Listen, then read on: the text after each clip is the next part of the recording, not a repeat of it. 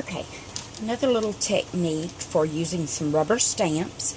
I'm going to use this rose, which is a partially solid image stamp. You can tell from the design it's got a lot of broken areas in it, but it's just a really cool one to use, and I like using it. So I'm going to put kind of an undercoat of some yellow, and these are just Marvy, we used to call them fat brush markers. Some of these are from my Die Grüne collection, and others are just the regular fat brush markers. And they were our go-to markers back in the day. So I'll put some pink, and then I'm going to take some red and just randomly kind of accent a few areas with the red ink.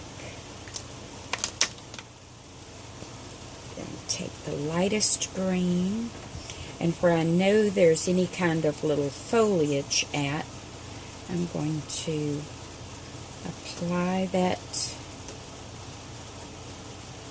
green.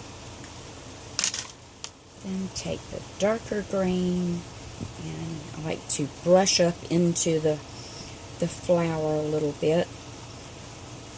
Get some of my main leaf, and then accent some of the other foliage sections.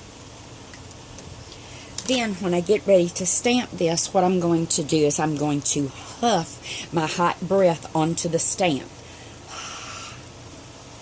And what that will do is remoisten that marker ink just long enough that you can turn the stamp over, press it onto the paper, and you should end up with a beautiful flower image. So to do I'll do 2 more images on there, and to do those, I'll do the exact same thing to apply the images onto the piece.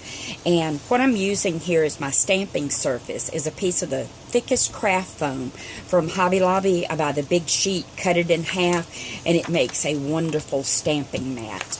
And then just copy paper, and I use one side until it's used up, and then I flip it over and I'll use the other side. So I'll finish doing this one and come back and show you what it looks like when it's all done.